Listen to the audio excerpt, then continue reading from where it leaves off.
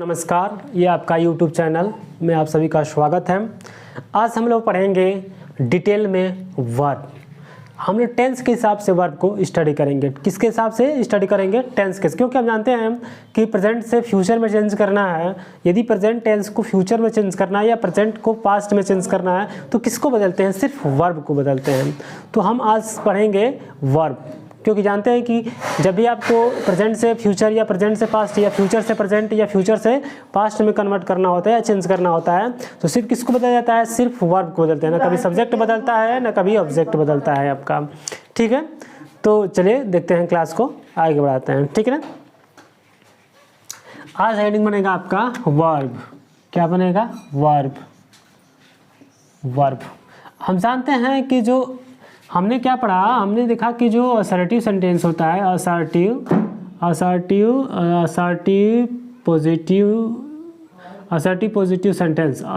Positive sentence, ये जो होता है सब्जेक्ट, वर्ब और ऑब्जेक्ट। हमने सब्जेक्ट में नाउन और प्रोनाउन पिछले क्लास में पढ़ चुके हैं, और वर्ब जो होगा इस क्लास में हेल्पिंग वर्ब और मेन वर्ब पढ़ा जाएगा।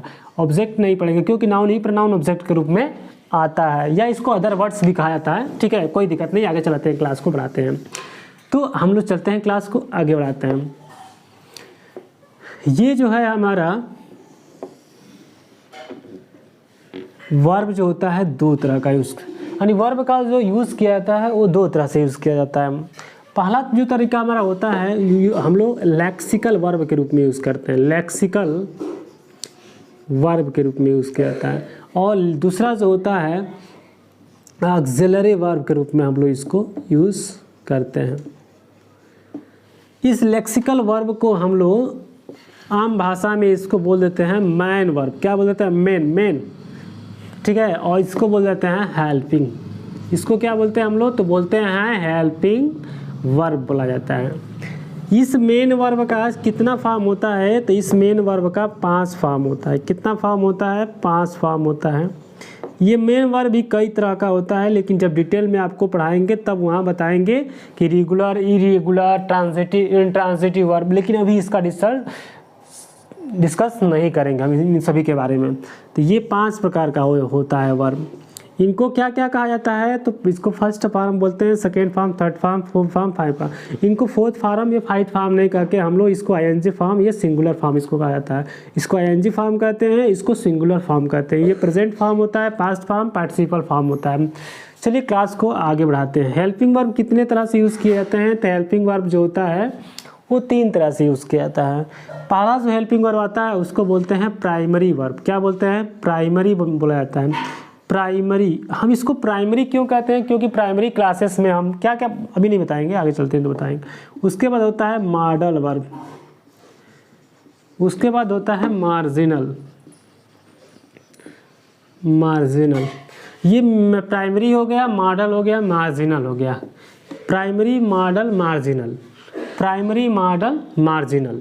प्राइमरी का स्टडी हम लोग कहाँ पे करते हैं? तो प्राइमरी वर्ब का स्टडी हम लोग to be, to do, to have, 3 रूपों में इसका स्टडी हम लोग कहते हैं। ये है हेल्पिंग वर्ब, ये है आपका मेन वर्ब। हमने क्या लिखा था? यहाँ भी लिखा था ना हमने सब्जेक्ट, वर्ब और ऑब्जेक्ट। हमने लिखा था यहाँ हेल्पिंग वर्ब और मेन वर्ब, हमने यही लिखा था ना। तो हेल्पिंग वर्ब ये आपका मेन वर्ब हो गया, ये आपका हेल्प। चूँकि हमको इसको उधर करना चाहिए था, हम इधर कर दिए, कोई बात नहीं। आप लोग समझिए कि ये जो पोर्शन है ना उधर है, ठीक है, ये वाला पोर्शन इधर है, कोई बात नहीं। चलिए आगे बढ़ते हैं हम लोग। अब देखेंगे हम लोग टू बी क्या होता है, टू डू क्या होता है, टू हैव क्या होता है। तो टू बी ये भी जो होता है 5 रूपों में इसका यूज़ किया जाता है। पहला, दूसरे, तीसरे फॉर्म के रूप में, चौथे फॉर्म के रूप में, 5 फॉर्म, यानी 5th फॉर्म इसका होता है। ठीक है, 1 2 3 4 5 form. Present form, past form, participle form, ING form. Verb का 5वां फॉर्म को हम लोग सिंगुलर फॉर्म कहते हैं, जिसको सिर्फ प्रेजेंट इंडिफिनिट में यूज़ किया था और किसी सेंटेंस में इसका यूज़ होता है। किस रूप में दिखाया, किस रूप में होता है? अब देखिए to be, to do, to have, इसको ऐसे इसको ड्रा कर लीजिए कि आपको समझने में थोड़ा अभी दिक्कत ना हो। ठीक है, तो ये आपका ऐसे हो जाएगा, ये आपका ऐसे हो जाएगा। ये आपका ऐसे कर लीजिए कि आपको कोई दिक्कत ना हो, स्टडी में समझने में कोई दिक्कत ना हो। तो टू बी ये वर्ब का पहला फॉर्म हो जाएगा। टू बी में कौन कौन सा फॉर्म आता है तो सब जानते हैं कि ये इसको हम प्रेजेंट फॉर्म को हम लोग प्लुरल फॉर्म कहते हैं। तो ये आपका प्लुरल हो जाएगा। तो प्लुरल में इसको हम बोलते हैं AR बोलते हैं, ठीक है। उसके बाद हम जाते हैं इसमें, तो ये बन जाता है वास बन जाता है या वेयर बनता है। इसमें आता है तो बीन हो जाता है। तीसरा फॉर्म क्या होता है, टू बी का भी तीसरा फॉर्म बीन होता है। इसके बाद आपका बीइंग होता है, BEING बीइंग हो जाएगा। उसके बाद आपका पांचवा फॉर्म हो जाता है आपका इज हो जाता है या तो आपका एम हो जाएगा, ठीक है। ये तो आपका 5 फॉर्म हो गया, ठीक है ना बच्चों। और देखिए टू डू हो गया। टू डू में कौन सा आता है तो पहला फॉर्म डू आता है, दूसरा आपका डीड आता है, तीसरा आपका DONE डॉन आता है, चौथा आपका DOING डूइंग आता है, और पांचवा आपका डस आता है, ठीक है। उसी तरह हैव में आएंगे तो पहला आपका हैव हो जाएगा, दूसरा आपका हैड होता है, तीसरा भी आपका हैड ही होता है, और चौथा आपका हैविंग होता है, और पांचवा आपका हैज होता है। ये बोले हैं ना कि ये सिंगुलर फॉर्म है, ये सारे सिंगुलर फॉर्म्स है, ये सारे आपके प्लुरल फॉर्म्स हैं। ये पास्ट में यूज़ किया जाता है, ये परफेक्ट में यूज़ किया जाता है, यानी कि पार्टिसिपल फॉर्म इसको कहा जाता है। तो इस तरह से आप देखा कि हमारे जो वर्ब्स होते हैं उनका यूज़ जो होता है दो तरह से यूज़ किया जाता है। एक मेन वर्ब के रूप में करते हैं, एक हेल्पिंग वर्ब के रूप में करते हैं। जैसे आपने कोई पिक्चर देखा होगा तो जिसमें 2 हीरो होंगे तो एक क्या करता होगा, एक दूसरे का हेल्प करता होगा, एक मेन होगा तो दूसरा एक हेल्पर होगा, जिसको हेल्पिंग वर्ब यहाँ उसको हम लोग हेल्पिंग कहेंगे। जो हेल्प करने वाला है वो हेल्पिंग कहलाता है, जो हेल्प नहीं करने वाला होता है उसको मेन करते हैं। यानी एक मेन होता है एक हेल्पिंग होता है। तो मेन वाला का हेल्प करने वाला एक होता है जिसको हेल्पिंग वर्ब कहते हैं। तो चूंकि हीरो यहाँ नहीं पढ़ना, हमको वर्ब के बारे में पढ़ना है, ठीक है भाई। तो यहाँ पे ये तो हमको समझ में आ गया। यही बदलेगा, किस तरह से बदलेगा, ये किस तरह से, यानी प्रेजेंट टेंस में, पास्ट टेंस में, फ्यूचर टेंस में किस तरह से इसको यूज़ करेंगे। किसी भी सेंटेंस में, किसी भी असर्टिव और इंटरोगेटिव सेंटेंस में, किसी भी असर्टिव और हम जानते हैं कि असर्टिव और इंटरोगेटिव सेंटेंस का स्टडी हम लोग टेंस के अंतर्गत करते हैं। असर्टिव और इंटरोगेटिव सेंटेंस का स्टडी हम लोग टेंस के अंतर्गत करते हैं। तो हम देखेंगे कि किस तरह से असर्टिव और इंटरोगेटिव सेंटेंस में ये हेल्पिंग वर्ब वर्क करता है, किस तरह से हेल्पिंग वर्ब वर्क करता है। यानी कहने का मतलब क्या है कि अगर हम हेल्पिंग वर्ब को प्रेजेंट इंडेफिनिट में आने वाले हेल्पिंग वर्ब को बदल दें या मेन वर्ब को बदल दें या दोनों को बदल दें तो किस तरह से हमारा प्रेजेंट, पास्ट या फ्यूचर में चेंज हो जाता है। तो हम ये देख लिए, ये हमारा सारे ये हेल्पिंग वर्ब्स के रूप में काम करते हैं। लेकिन जब कोई मेन वर्ब सेंटेंस में नहीं दिया रहता है तो ये मेन वर्ब के रूप में काम करते हैं। जैसे मैं यहाँ पे लिखूँ I am a student, I am a student, I am a student, मैं एक विद्यार्थी हूँ, मैं एक विद्यार्थी हूँ। इसका मतलब ये हुआ कि इसमें कोई वर्ब, मेन वर्ब तो है नहीं। तो यही एम इस यहाँ पे क्या करेगा, मेन वर्ब का काम करेगा। जैसे यहाँ लिखा जाए I am going to school, I am going to school. तो यहाँ पे देखेंगे कि एक वर्ब हो गया और ये दूसरा वर्ब हो गया। तो यहाँ पे जो ये है वो है आपका हेल्पिंग वर्ब, और जो गोइंग हो गया आपका वो हो गया मेन वर्ब का चौथा फॉर्म। तो इस तरह से हमने क्या देखा कि हेल्पिंग वर्ब किसकी मदद कर रहा है, मेन वर्ब की मदद कर रहा है। I am going to school, मैं स्कूल जा रहा हूँ। और ये हो गया मैं एक स्टूडेंट हूँ, आई एम ए स्टूडेंट। तो यहाँ मेन वर्ब के रूप में यूज़ किया गया, यहाँ पे हेल्पिंग वर्ब को। यानी जब किसी भी सेंटेंस में 2 वर्ब रहेगा तो बाद वाला जो होगा वो हमारा मेन वर्ब होगा। किस फॉर्म में होगा, किस फॉर्म में होगा, पहला, दूसरा, तीसरा, चौथा, पांचवा में से किस, पहला, दूसरा, तीसरा, चौथे फॉर्म में होगा। या तो पहले फॉर्म में होगा, या तो दूसरे, या तो तीसरे, या तो चौथा फॉर्म में होगा। 5वें फॉर्म में कभी यूज़ नहीं करते हैं, ठीक है। मेन वर्ब कभी भी ये 5वां फॉर्म आता है, हेल्पिंग वर्ब के रूप में कभी भी इसका यूज़ नहीं करते हैं, ठीक है। तो इस तरह से इसको समझ लिए हम लोग। तो अब इसका हम लोग इसको अब लोग देख लीजिएगा, वीडियो अच्छे तरीके से देख लीजिएगा कौन क्या है कौन क्या नहीं है। और अब इसके बाद हमारा क्लास स्टार्ट होगा, अगला टेंस होगा।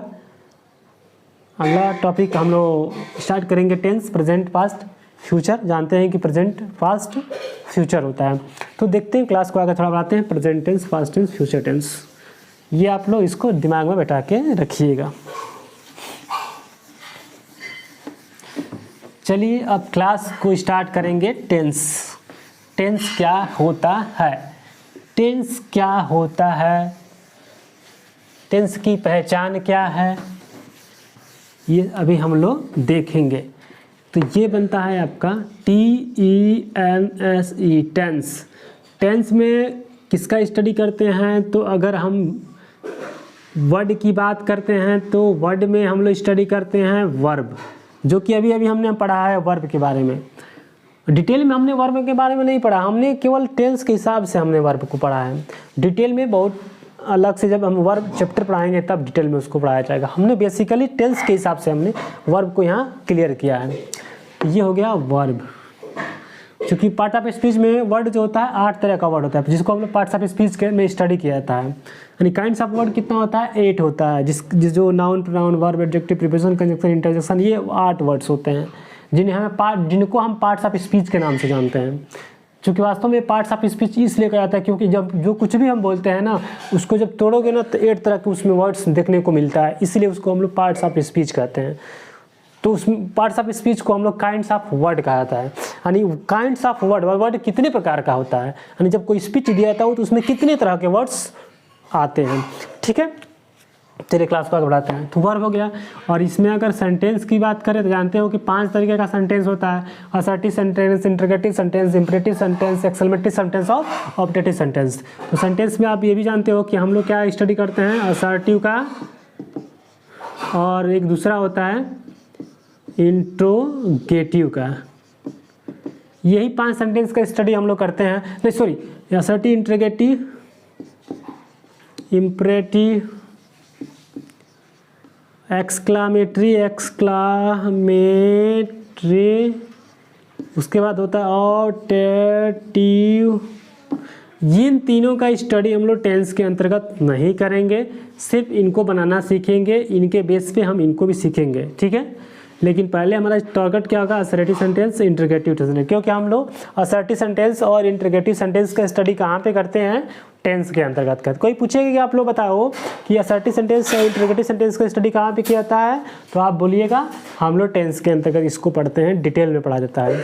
ठीक है, और इसको बहुत सारे रूप होते हैं, लेकिन जो इसके एक्टिव वाला फॉर्म होता है वो टेंस के अंतर्गत पढ़ते हैं। इसका पैसिव फॉर्म भी होता है, इसका और भी फॉर्म्स होते हैं जो अलग अलग टॉपिक्स में पढ़ा जाएगा इसको।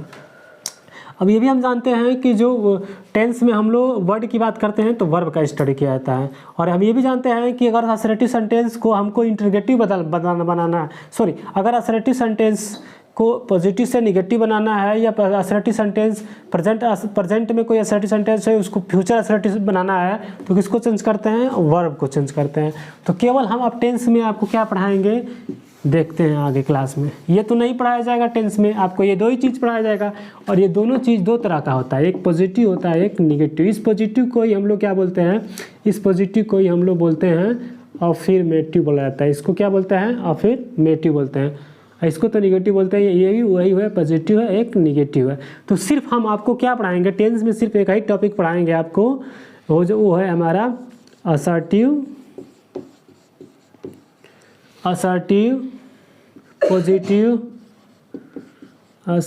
पॉजिटिव सेंटेंस पढ़ाएंगे। सिर्फ एक ही टॉपिक पढ़ाएंगे और इसी टेंस से आपको सिखाएंगे आपको किस तरह से इंटरोगेटिव पढ़ाना है, इंटरोगेटिव का पॉजिटिव, इंटरोगेटिव का निगेटिव और असर्टिव का निगेटिव। तो असर्टिव पॉजिटिव सेंटेंस केवल टेंस में पढ़ाएंगे और इसी असर्टिव पॉजिटिव सेंटेंस से आपको सिखाएंगे असर्टिव का निगेटिव, इंटरोगेटिव का पॉजिटिव और इंटरोगेटिव का निगेटिव। यही टॉपिक हमारा होगा पढ़ाने का। अब देखेंगे कि टेंस की पहचान क्या होती है। तो इसी का स्ट्रक्चर होता है सब्जेक्ट, वर्ब और ऑब्जेक्ट। और वर्ब बदल दो तो प्रेजेंट से पास्ट हो जाएगा, पास्ट से फ्यूचर हो जाएगा। तो आप जानते हो कि ये वर्ब जो होता है इंडेफिनिट में भी आता है, कंटिन्यूअस में भी आता है, परफेक्ट में भी आता है और उसके बाद फ्यूचर में भी आता है। किस में आता है, फ्यूचर में भी आता है।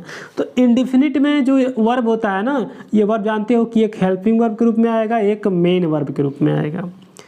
ठीक है, ये भी इसमें हेल्पिंग वर्ब हो जाएगा, इसमें भी हेल्पिंग वर्ब हो जाएगा, इसमें भी हेल्पिंग वर्ब हो जाएगा, इसमें भी मेन वर्ब हो जाएगा, इसमें भी मेन वर्ब हो जाएगा, इसमें भी मेन वर्ब हो जाएगा। लेकिन हम कंटिन्यूअस और परफेक्ट कंटिन्यूअस में देखते हैं कि चाहे प्रेजेंट का कंटिन्यूअस हो, चाहे पास्ट का कंटिन्यूअस हो, चाहे फ्यूचर का कंटिन्यूअस हो, उसमें वर्ब का चौथा फॉर्म, वर्ब का तीसरा फॉर्म और फ्यूचर का भी परफेक्ट हो गया। फ्यूचर क्यों लिखे उसको, कंटिन्यूअस हो गया, परफेक्ट हो गया और परफेक्ट कंटिन्यूअस हो गया। तो ये परफेक्ट के लिए बीन आता है और इसके लिए वर्ब का चौथा फॉर्म, ये हो गया, ये हो गया। चाहे वो प्रेजेंट का कंटिन्यूअस हो, चाहे पास्ट का कंटिन्यूअस हो, चाहे फ्यूचर का कंटिन्यूअस हो, उसमें मेन वर्ब का चौथा फॉर्म आता है, मेन वर्ब का चौथा फॉर्म, मेन वर्ब का तीसरा फॉर्म, मेन वर्ब का चौथा फॉर्म आता है। यानी हमने ये देखा कि जब प्रेजेंट इंडेफिनिट प्रेजेंट कंटिन्यूअस है तो उसमें भी चौथा, पास्ट कंटिन्यूअस है उसमें भी वर्ब का चौथा, फ्यूचर कंटिन्यूअस है उसमें भी मेन वर्ब का चौथा, और फ्यूचर परफेक्ट है उसमें भी मेन वर्ब का तीसरा, प्रेजेंट परफेक्ट है उसमें भी मेन वर्ब का तीसरा, पास्ट परफेक्ट है उसमें भी मेन वर्ब का तीसरा, और इसमें इस तरह से हमने देख लिया। ठीक है, तो आप तो देखते हैं, ठीक है, अगला क्लास को बढ़ाते हैं, ठीक है, कोई बात नहीं। तो ये आपका समझ में आ गया होगा। अब देखिए इसमें तो main verb continuous perfect continuous main verb तो बदलता है नहीं, चाहे प्रेजेंट हो, चाहे पास्ट हो, चाहे फ्यूचर हो, चाहे ये किसी का भी हो सकता है भाई, प्रेजेंट का भी हो सकता है, पास्ट का भी हो सकता है, फ्यूचर का भी हो सकता है, लेकिन सब में देखिए कि मेन वर्ब तो बदलता नहीं, कांस्टेंट है। तो इसका मतलब कि तीनों में क्या बदलता है, सिर्फ हेल्पिंग वर्ब का कमाल होता है। ठीक, और इसमें तो बदलता है भाई, इसमें तो हेल्पिंग वर्ब भी बदलना पड़ता है, मेन वर्ब को भी बदलना पड़ता है, प्रेजेंट इंडेफिनिट में और पास्ट इंडेफिनिट में। फ्यूचर में तो बदलता नहीं है, तो जब पढ़ाएंगे उसको तो बताएंगे। ठीक है, तो याद रखिएगा कंटिन्यूअस में, परफेक्ट कंटिन्यूअस में मेन वर्ब को नहीं चेंज करते हैं, मेन वर्ब को नहीं चेंज करते हैं। अगर प्रेजेंट कंटिन्यूअस से पास्ट कंटिन्यूअस में आपको चेंज करना है, प्रेजेंट कंटिन्यूअस से पास्ट कंटिन्यूअस में आपको चेंज करना है, तो सिर्फ हेल्पिंग वर्ब को चेंज करना होगा। जैसे प्रेजेंट कंटिन्यूअस में helping verb is am are आता है, तो पास्ट कंटिन्यूअस में क्या आ जाएगा, वाज वेयर आ जाएगा, फ्यूचर में क्या हो जाएगा, शैल विल भी हो जाएगा। परफेक्ट में उसी तरह से जानते हैं कि प्रेजेंट परफेक्ट में हेल्पिंग वर्ब क्या आता है, तो हैज़ हैव आता है, पास्ट में क्या हो जाता है, हैड हो जाता है। मेन वर्ब तो नहीं चेंज होगा, तीसरा उसमें भी आएगा, प्रेजेंट परफेक्ट में तीसरा आता है, पास्ट परफेक्ट में भी मेन वर्ब का तीसरा फॉर्म। तो मेन वर्ब नहीं बदलता है, किन में, कंटिन्यूअस परफेक्ट कंटिन्यूअस में सिर्फ हेल्पिंग वर्ब का कमाल होता है। चलिए ये तो हमको क्लियर हो गया। अब बाकी सारे जो हो गया अगले क्लास में हम लोग कवर करेंगे, ठीक है, क्योंकि ज़्यादा बड़ा वीडियो हो जाएगा। ठीक, आज के लिए इतना ही काफ़ी है। ठीक है बच्चों।